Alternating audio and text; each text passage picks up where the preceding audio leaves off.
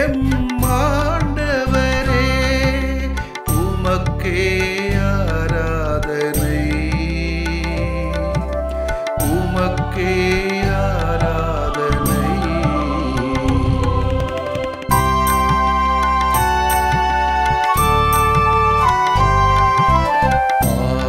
ஆறுதலாகும் M இறையவனே உமக்கே ஆராதனை, ஆறுதலாகும் M இறையவனே உமக்கே ஆராதனை. ஆதரவாகும் எம் இறைமகனே உமக்கே ஆராதனை, உமக்கே ஆராதனை.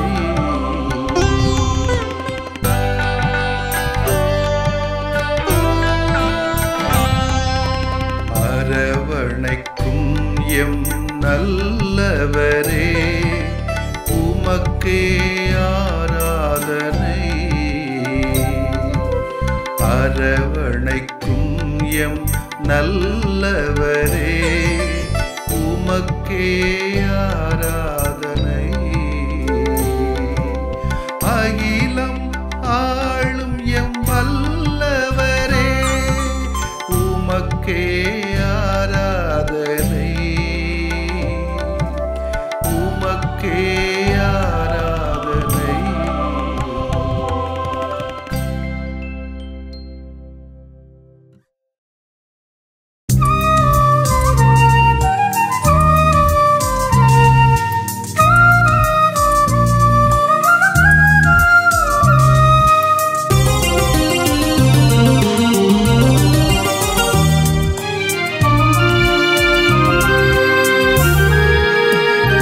கண்கள் பார்க்கின்றன, செவிகள் கேட்கின்றன, என் இதயம் கனிகின்றதே. கலக்கம் உனக்கில்லையே, கலக்கம் உனக்கில்லையே. கண்கள் பார்க்கின்றன, செவிகள் கேட்கின்றன, என் இதயம் கனிகின்றதே. கலக்கம் உனக்கில்லையே, கலக்கம் உனக்கில்லையே.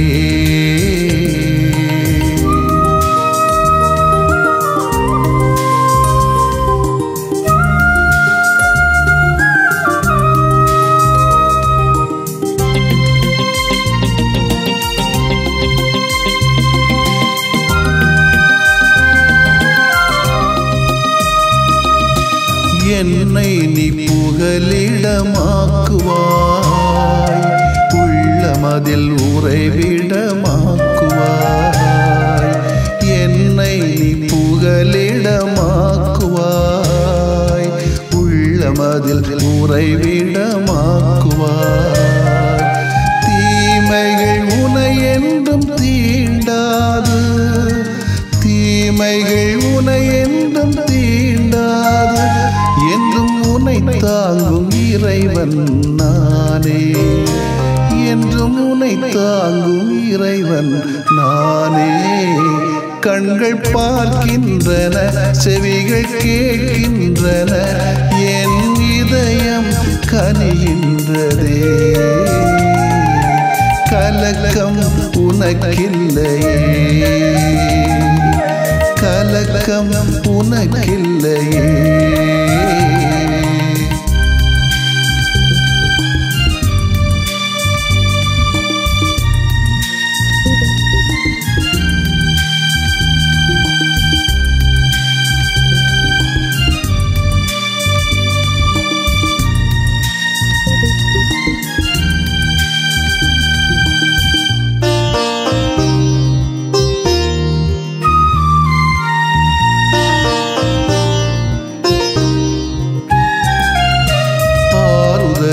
அரணாக கொள்வாய், அமைதியின் நிழலில் தங்குவாய். ஆறுதலில் அரணாக கொள்வாய், அமைதியின் நிழலில் தங்குவார். தொற்று நோய்கள் உன்னை தொடரா, தொற்று நோய்கள் உன்னை தொடரா. உன்னை நிதம் தேற்றும் கடவுள் நானே, உன்னை நிதம் தேற்றும் கடவுள் நானே. கண்கள் பார்க்கின்றன, செவிகள் கேட்கின்றன, என் இதயம் கனிகின்றதே. கலக்கம் உனக்கில்லையே, கலக்கம் உனக்கில்லையே.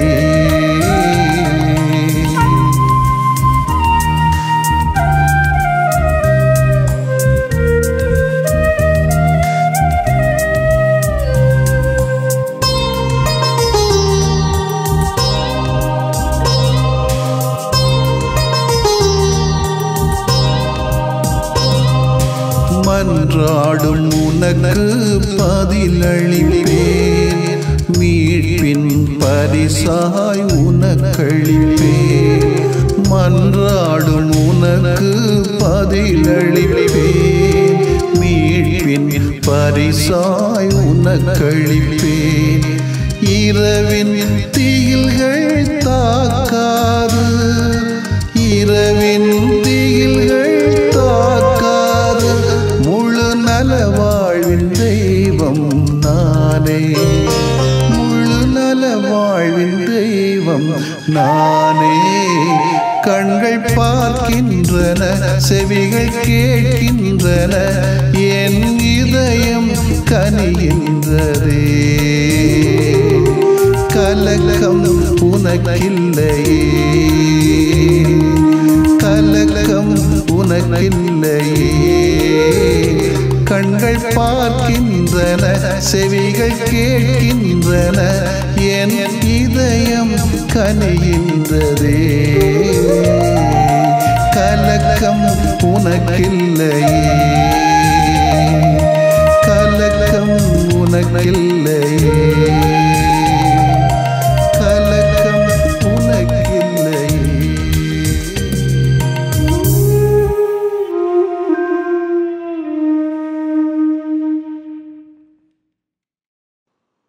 லூக்கா எழுதிய நற்செய்தி அலகு 4, இறை சொற்றொடர்கள் 14 முதல் 22 வரை. அக்காலத்தில் இயேசு தூய ஆவியின் வல்லமை உடையவராய் கலிலேயாவுக்கு திரும்பி போனார்.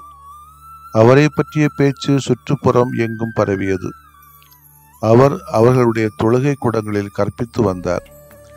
எல்லாரும் அவரை பற்றி பெருமையாக பேசினர். இயேசு தாம் வளர்ந்த ஊராகிய நாசரேத்துக்கு வந்தார். தமது வழக்கத்தின்படி ஓய்வு நாளில் தொழுகை கூடத்திற்கு சென்று வாசிக்க எழுந்தார். இறைவாக்கினர் ஏசாயாவின் சுருளேடு அவரிடம் கொடுக்கப்பட்டது. அவர் அதை பிரித்த போது கண்ட பகுதியில் இவ்வாறு எழுதியிருந்தது: ஆண்டவருடைய ஆவி என் மேல் உள்ளது, ஏனெனில் அவர் எனக்கு அருள்பொழிவு செய்துள்ளார். ஏழைகளுக்கு நற்செய்தி அறிவிக்கவும், சிறைப்பட்டோர் விடுதலை அடைவர், பார்வையற்றோர் பார்வை பெறுவர் என முழக்கமிடவும், ஒடுக்கப்பட்டோரை விடுதலை செய்து அனுப்பவும், ஆண்டவர் அருள் தரும் ஆண்டினை முழக்கமிட்டு அறிவிக்கவும் அவர் என்னை அனுப்பியுள்ளார். பின்னர் அந்த ஏட்டை சுருட்டி எவரிடம் கொடுத்துவிட்டு அமர்ந்தார். தொழுகை கூடத்தில் இருந்தவர்களின் கண்கள் அனைத்தும் அவரையே உற்று நோக்கியிருந்தன. அப்பொழுது அவர் அவர்களை நோக்கி, நீங்கள் கேட்ட இந்த மறைநூல் வாக்கு இன்று நிறைவேறிற்று என்றார். அவர் வாயிலிருந்து வந்த அருள்மொழிகளை கேட்டு வியப்புற்று, இவர் யோசேப்பின் மகன் அல்லவா என கூறி எல்லாரும் அவரை பாராட்டினர். ஆண்டவரின் அருள்வாக்கு. இறைவா உமக்கு நன்றி. கிறிஸ்து இயேசுவிலே பிரியமுள்ளவர்களே, போதனை அல்லது அருள்வாக்கு என்று சொல்வது, அல்லது இறைவாக்கு பணி அல்லது இறைவாக்கினர் பணி அல்லது பறைசாற்றுவது என்று சொல்வது வெறுமனே வார்த்தைகளால் உள்ளது அல்ல. மாறாக வார்த்தைகளாலும் செயல்களாலும் தூய ஆவியானவரால் உந்தப்பட்டு நடக்கக்கூடிய ஒரு அனுபவம். இதைத்தான் ஆண்டவர் இயேசு தன்னுடைய பணித்தெளிவை அல்லது நிலைப்பாடை, உறுதிப்பாட்டை செயல்பாட்டின் வழியாக எடுத்து காட்டுகிறார். இயேசு பாலைவன அனுபவத்திற்கு பிறகு முதலாக தனது பணி வாழ்வை தொடங்குகிறார். அவர் தொடங்கிய முதல் பகுதி கலிலேயா. அவர் போதித்த முதல் இடம் தொழுகை கூடம். இதனுடைய முக்கியத்துவத்தை இப்போது பார்த்தால், அவர் தொடங்கக்கூடிய இடம் அவர் வாழ்ந்த கலிலேயா. கலிலேயா ஒரு வளமையான பகுதி. கலிலேயாவில் மக்கள் ஏராளமான பேர் வாழ்ந்தனர். மக்கள் நெருக்கடி நிறைந்த பகுதியாக இது விளங்கியது. முற்போக்கு சிந்தனையும் புதுமையை வரவேற்கக்கூடியவர்களாகவும் இங்குள்ள மக்கள் வாழ்ந்தார்கள். வீரத்திலும் துணிவிலும் வலிமை உள்ளவர்களாக வாழ்ந்தனர். எதற்கும் அஞ்சாத உறுதியான நெஞ்சம் கொண்டவர்கள் கலிலேயர்கள். இயேசு தொழுகை கூடத்தில் தனது போதனை ஆரம்பிக்கிறார். யூதர்களின் வழிபாட்டின் மையப்பகுதியாக தொழுகை கூடம் ஆக்கிரமித்திருந்தது. தொழுகை கூடத்திலே ஜெபம், இறை வார்த்தை மையமாக விளங்கின. தொழுகை கூடத்தில் இருக்கிற 7 பேர் இறை வார்த்தையை வாசித்தார்கள். பொதுவாக முதலிலே எபிரேய மொழியில் வாசிக்கப்படும். பெரும்பாலும் எபிரேய மொழி அவர்களுக்கு புரியாததால் அதனுடைய மொழிபெயர்ப்பான அரேபிய நூலும் அல்லது கிரேக்க நூலும் வாசிக்கப்பட்டது. திருச்சட்ட நூலிலிருந்து வாசகம் என்றால் ஒவ்வொரு இறைவசனத்திற்கு பிறகு விளக்க நூலும், இறைவாக்கினர் பகுதியிலிருந்து என்றால் 3 இறைவசனங்களுக்கு பிறகு விளக்க நூலும் வாசிக்கப்பட்டது. இயேசுவின் போதனைக்கு பிறகு அவரை பற்றிய மதிப்பு மக்கள் மத்தியில் உயர்ந்து இருந்ததாக நற்செய்தியாளர் கூறுகிறார். ஏன் இந்த 2 இடங்களுமே இயேசு நிறைந்த மதிப்போடு தனது பயணத்தை தொடங்கியதாக நமக்கு சொல்லப்படுகிறது.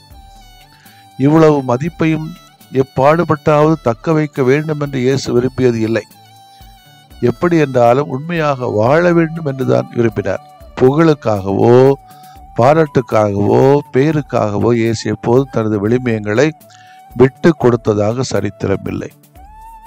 இன்றைய காலச்சூழ்நிலையில் விழுமியங்களும் மதிப்பீடுகளும் ஒரு பொருட்டாக பார்க்கப்படுவதும் இல்லை. சந்தர்ப்பவாதம் தான் மக்களிடத்திலே மேலோங்கி இருக்கிறது. விழுமியங்கள் வாழ்வின் மையம் பெற வேண்டும், சந்தர்ப்பவாதம் களையப்பட வேண்டும். இதற்காக நாம் இயேசுவிடம் கண்டிப்பாக ஜெபம் செய்ய வேண்டும். இன்றைய காலகட்டத்தில் நாம் பல இறைவாக்குகளை கேட்கிறோம், ஆங்காங்கே படிக்கிறோம், வாசிக்கிறோம். நமக்கென கடவுளால் தந்த வசனம் என பெருமையான பாராட்டுறோம். ஆனால் அந்த வாக்குகளுக்கு ஏற்ப, பெருமைக்கு ஏற்ப வாழ்கிறோமா? என்னில் இந்த இறைவாக்கு நிறைவேறுதா? அப்படி மாதிரி சொல்ல முடியுமா? அதனுடைய கண்களும் நம்மை உற்று நோக்குதா? இயேசுவின் போதனைகளிலே நம்மை கவர்ந்தது என்ன? அவர் செயல்களில் நமக்கு எதில் நாட்டம்? இயேசுவின் போதனைகளை, சாதனைகளை இன்று சாதித்து காட்டும் சாதனையாளர்கள் நம் கண்ணில் பட்டது உண்டா? நமது மனதில் என்ன தாக்கத்தை அவர்கள் ஏற்படுத்தி இருக்கிறார்கள்? இத்தகைய தாக்கத்தை ஏற்படுத்துவராக நாம் மாற வேண்டும். இத்தகைய சமுதாய தாக்கங்களை ஏற்படுத்துகின்றவர்கள் நாம் பாராட்ட வேண்டும். இதைத்தான் நாசரேத்து ஜெபக்கூடத்தில் இயேசு செய்தார். அங்கு இருந்தவர்களும் செய்தார்கள். புதிய புரட்சி சமுதாயம் உருவாக்கியது. நாமும் செய்ய வேண்டியிருக்கிறது. இயேசு இளம் வயதிலே இந்த பண்புகளில் வளர்ந்து தன் பெற்றோருக்கு பெருமை சேர்த்தார். அவரது அறிவாற்றல், அருள்வாக்கு அமைந்த அணுகுமுறை அனைவரையும் கவர்ந்ததால் வைத்த கண் வாங்காமல் இயேசுவே பார்த்த வண்ணமாக இருந்தார்கள். இவர் யோசேப்பின் மகன் அல்லவா என்று பாராட்டினார்கள். இன்றும் பெற்றோர்கள் தங்கள் குழந்தைகளை இவ்வாறு வளர்க்க வேண்டும். உலக கல்வி கொடுத்தால் மட்டும் போதாது, இறை அறிவையும் நுண் அறிவையும் அனுபவத்தையும் கொடுக்க வேண்டும். அப்பொழுதுதான் நமது பிள்ளைகள் நமக்கு பெருமை சேர்க்கும், உலகம் நம்மை பாராட்டும். ஆமேன். மன்றாடுவோமாக. இறைவா, உமது ஆவியின் துணையோடு நாங்கள் வழி நடந்து உம்முடைய திருமகனுடைய நிலைப்பாட்டை, செயல்பாட்டை, உறுதிப்பாட்டை எங்களது நிலைப்பாடாக, உறுதிப்பாடாக, செயல்பாடாக செய்ய ஆற்றலை தாரும். ஆமேன்.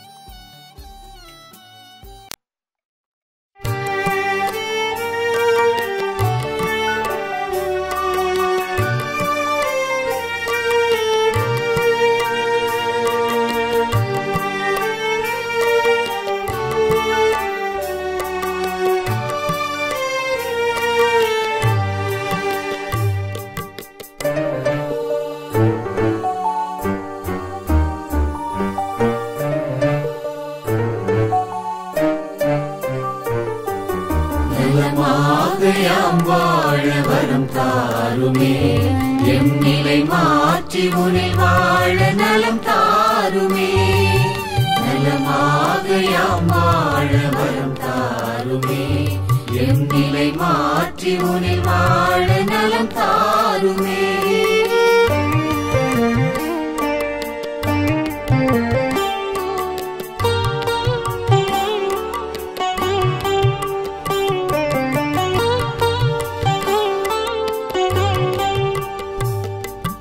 மகிழ்வில்லா மனமென்றால் மனநோயா, அதில் மகிழ்வாக நீ வந்து நலம் தாருமே. நலமாக யாம் வாழ வரம் தாருமே. பொய் கூறும் நாவென்றால் பேய் நோயா, அதில் மெய்யாக நீ வந்து நலம் தாருமே.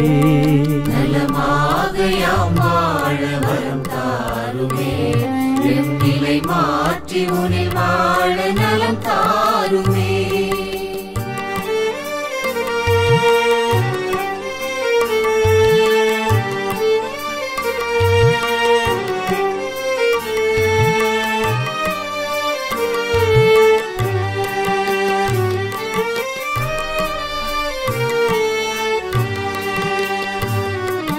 பாராட்டா பண்பென்றால் பகை நோயா, அதில் பண்பாக நீ வந்து நலம் தாருமே. நலமாக யாம் வாழ வரம் தாருமே. சினமொன்றே குணமென்றால் சிரம் நோயா, அதில் சிரிப்பாக நீ வந்து நலம் தாருமே. நலமாக யாம் வாழ வரம் தாருமே. எம் நிலை மாற்றி உனில் வாழ நலம் தாருமே.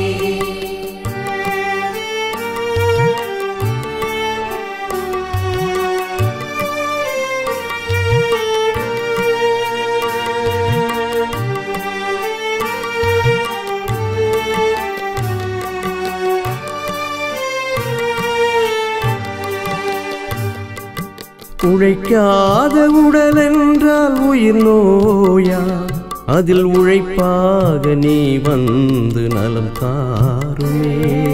நலமாக யாம் வாழ வரம் தாருமே. கனியாத உளமென்றால் கடும் நோயா, அதில் கனிவாக நீ வந்து நலம் தாருமே. நலமாக யாம் வாழ வரம் தாருமே. எம் நிலை மாற்றி உனில் வாழ நலம் தாருமே.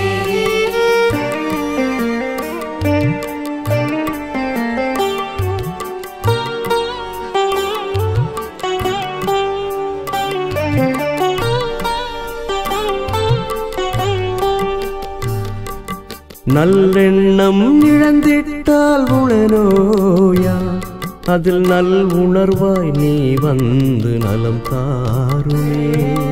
நலமாக யாம் வாழ வரம் தாருமே. நம்பிக்கை களைந்திட்டால் வாழ்வில்லையா, அதில் நலமாக்கும் நீ வந்து வாழ்வாகுமே. நலமாக யாம் வாழ வரம் தாருமே. எம் நிலை மாற்றி உனில் வாழ நலம் தாருமே.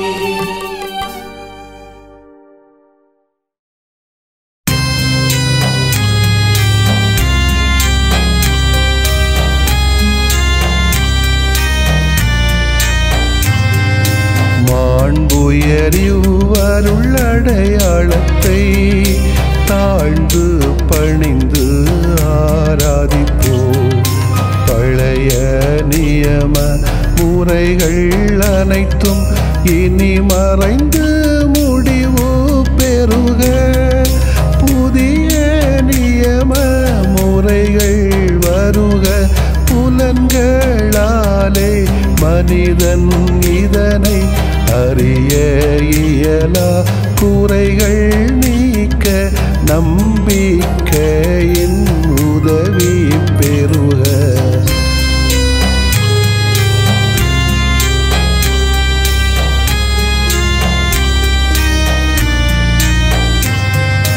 தந்தை அவர்க்கும் மகன் அவர்க்கும் புகழ்ச்சியோடு வெற்றியாக்கும். மீட்பின் பெருமை மாட்சிமையோடு வலிமை வாழ்த்து யாவுமாக.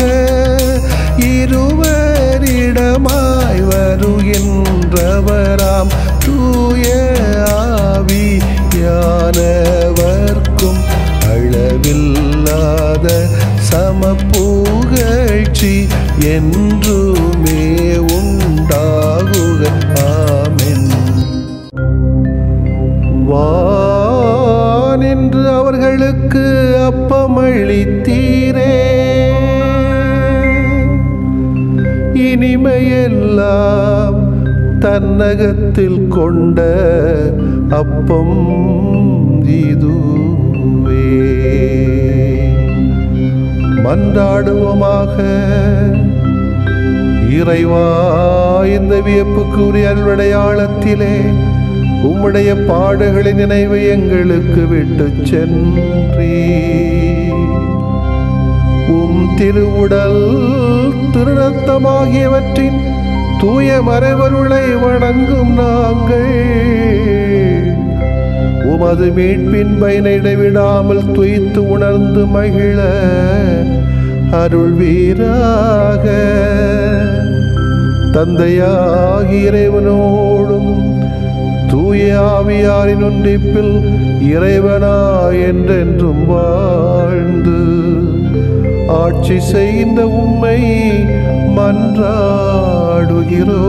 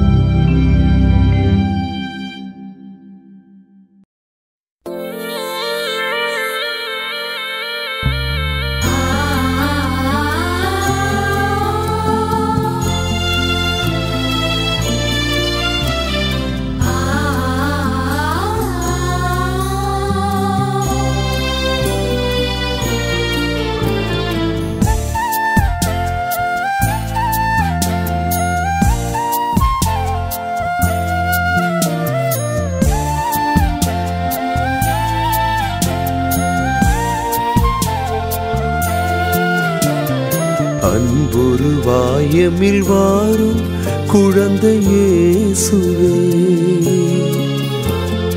அற்புதங்கள் கோடி புரியும் புனித செல்வமே. அன்புருவாயமில் வாரும் குழந்தை இயேசுவே, அற்புதங்கள் கோடி புரியும் புனித செல்வமே.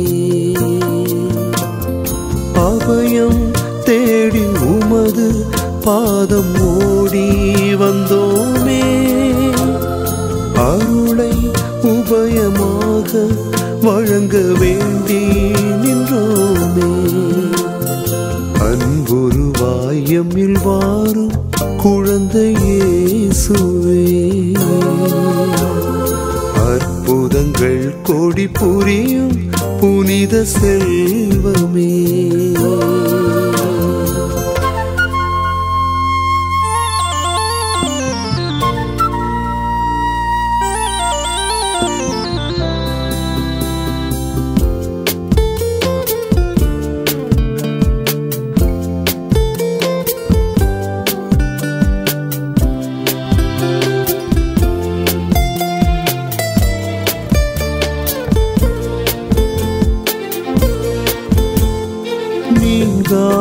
கவலைகள் நிழலாக தொடரவே, நிம்மதியோ புதிதானது. நினைவோடு பயங்களும் நெருப்பாக வருத்தவே, நிகழ்காலம் எதிரானது. நீர் எங்கள் நெஞ்சத்தின் நல் நம்பிக்கை, நீர்தாமே என்றென்றும் எங்கள் துணை.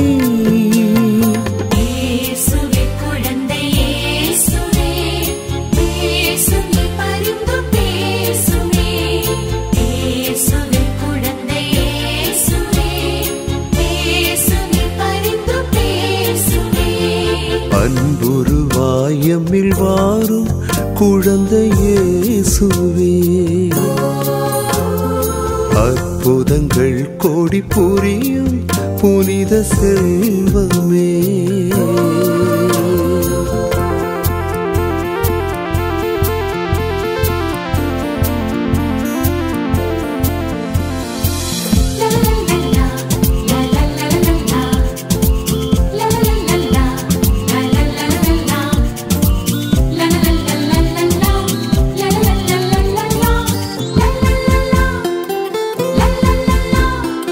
உறவென்று வாழ்பவர், உடன் வாழ வந்தவர், உதறிடவே உயிர் வாடுது. உண்மையா பொய்மையா உளமறியா தவிப்பிலே உலகமே வியப்பானது. உதவிடும் அருள் எம் வழி, உயிர் தரும் மொழி எம் மொழி.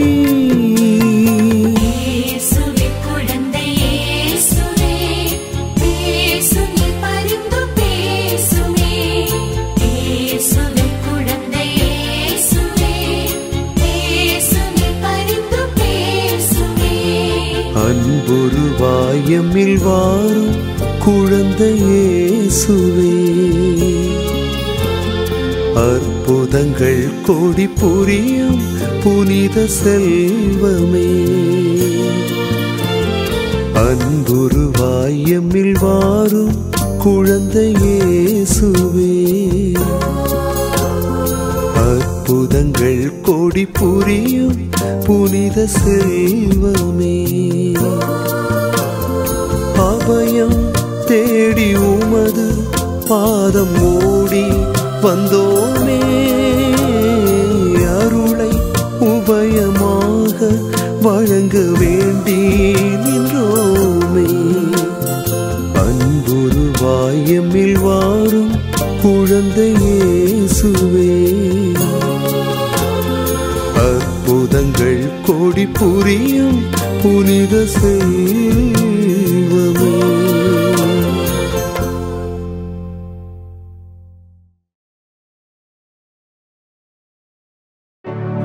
நிலையான புகழுக்குரிய தூய இறை நன்மைக்கு எல்லா காலமும் தொழுகையும் புகழும் போற்றியும் ஆட்சிமையும் உண்டாக கடவது. போற்றியும் ஆட்சிமையும் உண்டாக கடவது. தந்தை, மகன், தூய ஆவியாரின் பெயராலே ஆமென்.